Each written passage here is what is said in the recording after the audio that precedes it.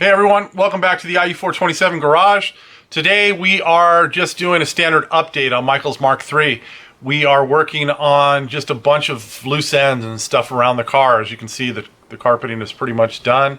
But we've got Holley wiring under the hood.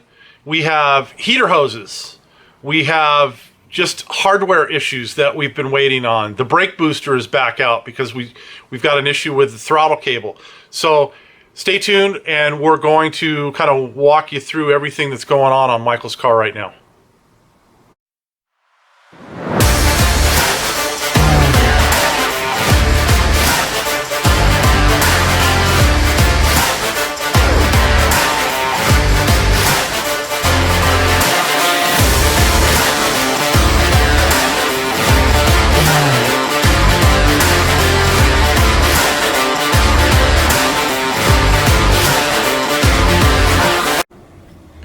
All right, everybody, I apologize if my voice sounds funny. The fall allergies are just kicking my caboose right now.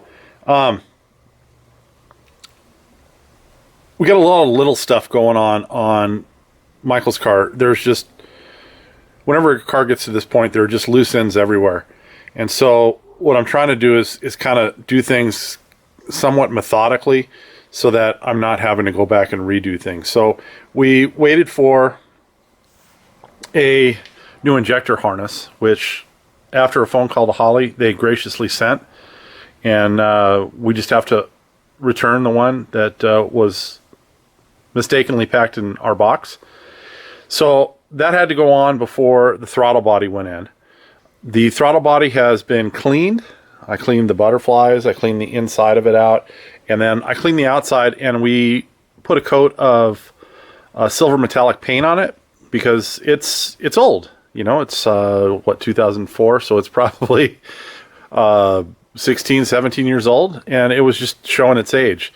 So we gave it a coat of paint. We've got a boot, a reducer slash fitting that is going to go on the throttle body to take this from the oval that it is into a 4-inch round. Since the Holley doesn't require a mass airflow sensor, we'll then be able to direct the inlet tube basically wherever we want. So if we want to take it up to the front of the engine bay and try to draw cooler air from the front, we can do that. If we want to bring it down into the fender well, we can do that as well.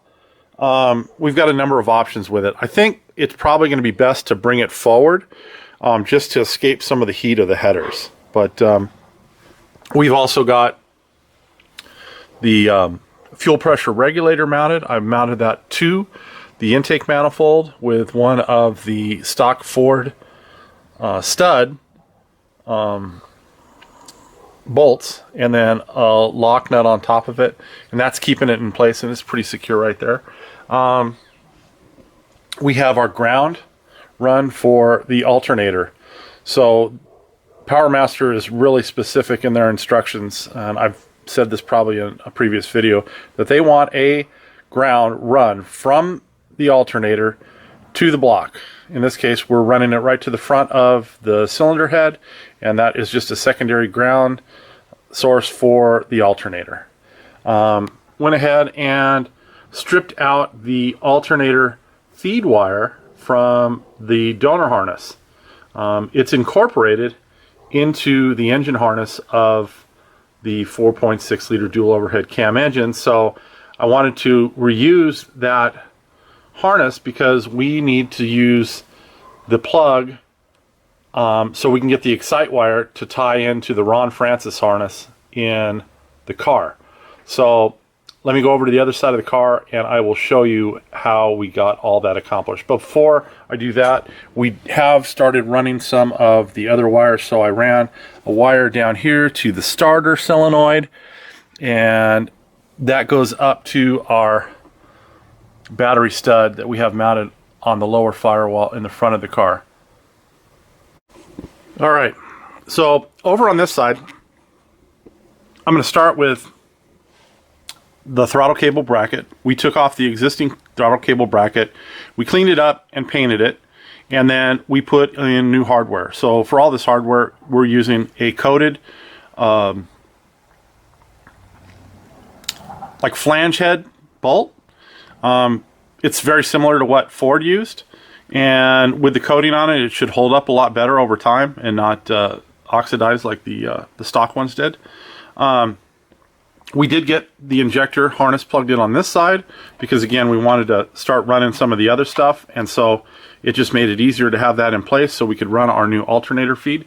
The alternator, we're reusing, as I said, the stock one out of the donor harness, and this is a number 4 wire feeding from the alternator to our battery stud on the firewall. And then the secondary wire harness with the clip on it carries constant power that actually ties in to this wire at the other end of it where it is on the firewall. The center wire in the connector is not used, and then the yellow wire on this side is actually the excite wire.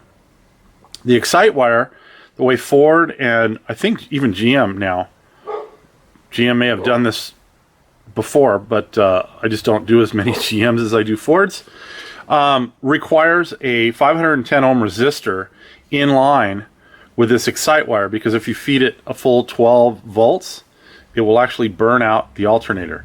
Now, if you're running a one wire alternator, what we like to call a tractor alternator, then obviously it's internally regulated and it power, the power is directly tied to the battery stud or the terminal that's on the alternator, so you don't have to worry about that.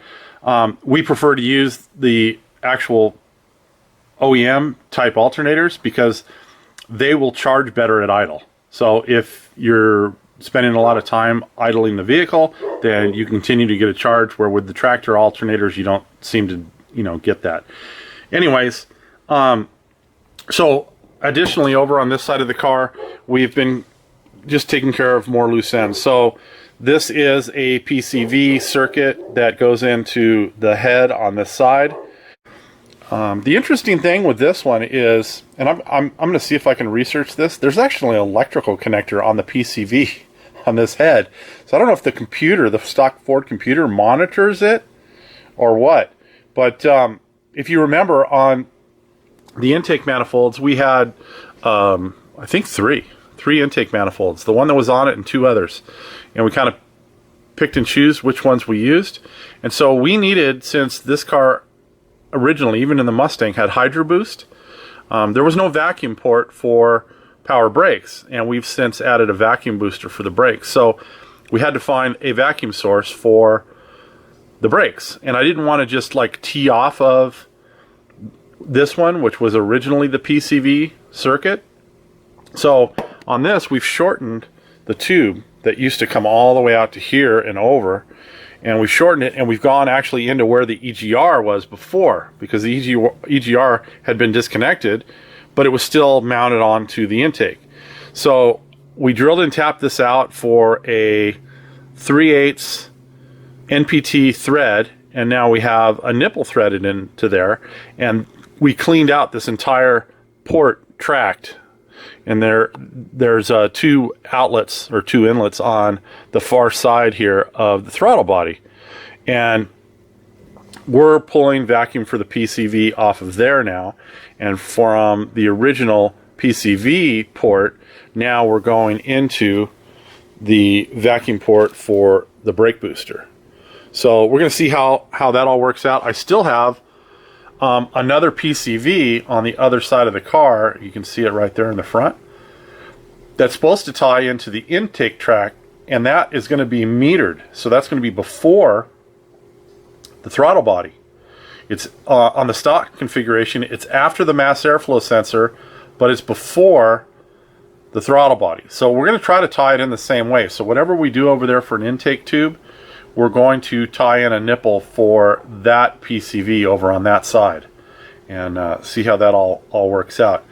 I did get the polished valve cover coil covers on, but I need to get some like stainless steel fender washers to come in here and kind of clean up this area right here, because as nice a job as these guys did polishing these, it's still kind of yucky inside here. And so what I want to do is get some stainless steel fender washers, and then I have new hardware that I picked up with the rest of the hardware for the intake manifold that I'm going to put on there. And oh, let's go back to, we'll go back to the alternator wire. So this is the alternator wire that comes from the alternator and then ties to our battery post that we've got here on the firewall. And then that yellow wire that we had for the Excite goes to the 510 ohm resistor, which is about here. And then it turns into a brown wire going into the Ron Francis harness, and that's going to give us 12 volts on this side, go through that 510 ohm resistor, and then out to the alternator to charge it. So we've pretty much got all of that stuff now squared away, and we are going to continue working on some of the little stuff on the engine. I've got a clip that I painted for the inlet adapter for the fuel rail, and as soon as I get the paint to dry on that, that'll be going back on the car. Don't know if I included this in another video, but the power steering reservoir had just 2 nipples on the bottom for rubber hoses, and since we're having stainless braided hoses made, I went ahead and I flared the end of this tube, which is the return from the rack, and then put our AN adapter on here so that this will be a stainless steel braided hose. This will still just be a regular rubber hose. This will go from this point right here down to the rack down there. It's the same size port on there, and we'll just have a short piece of hose going down to there. We also got the steering shaft in, the underhood portion of it. The clutch cable is installed, and the clutch is all hooked up now. And I'll bring you guys back around when I get a little bit more done. I figured since I was over here, I'd give you guys a little look at the locking hardware on the headers. So the way Stage 8 accomplishes keeping these header bolts from backing out, the bolts have a groove in them, and that groove allows a little C-clip or E-clip to go in there.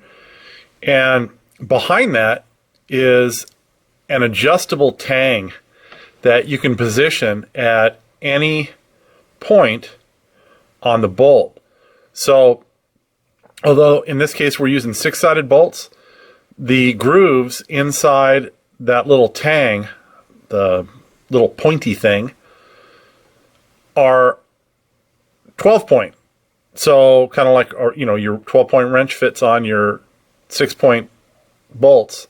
You can register that thing in, you know, 12 different locations around the bolt, and you want to get the one that's closest to the point where it'll still slide on, but if the bolt was to back up, it'll hit the header before it loosens too much.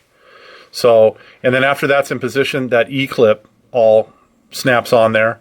And you can see on this side it's really easy to get to. The actual driver's side wasn't that bad on this one because we made an access panel inside the footbox to get to the header bolts that were difficult. So it was actually pretty easy in this one. But so that's the header bolts. And then we went ahead and we tied in the starter wire from the main battery terminal up on the firewall. And then the starter circuit, the blue wire, right there, is tied on to trigger the starter when the key gives it signal to start the engine. On the other side, over here, we have the engine ground strap in place. And I don't know if I had this on one of the earlier videos, but we weld in a ground stud, or in this case a ground bolt. There's already a spot in the chassis that Factory 5 provides for an engine ground. Just remember that if you're just going to use a bolt to clean off all of the powder coat or paint in that area so that you get a good ground to the chassis. Since we've got this welded in and then we paint it afterwards, we have all of the thread surface of the backing bolt and the locking bolt in order to get our ground to have continuity to the chassis. While we're down here, there's a couple of brackets that I think I'm going to pull off of here. Let's see if I can get this out of the way. There's a bracket right there that held the old donor harness in place, and we're going to go ahead and we're going to ditch that. There's another one on the other side, and just to clean up as much of the stuff on the motor as we can, we're going to pull those out of the way. All right, we are going to end the video here. Make sure you tune back in for part 2 of the Holley engine wiring that we're going to be doing here on Michael's Mk3, along with the fuel lines and all the other stuff that we are currently taking care of for this build. If you like the content you are seeing here, please do the like, the share, the subscribe, and all that good stuff, because it does help the channel grow, and we honestly would like to share as much of this info as we can with the Factory 5 community and to the car community at large. So again, thank you for watching. We will see you guys all next time. Have a great day.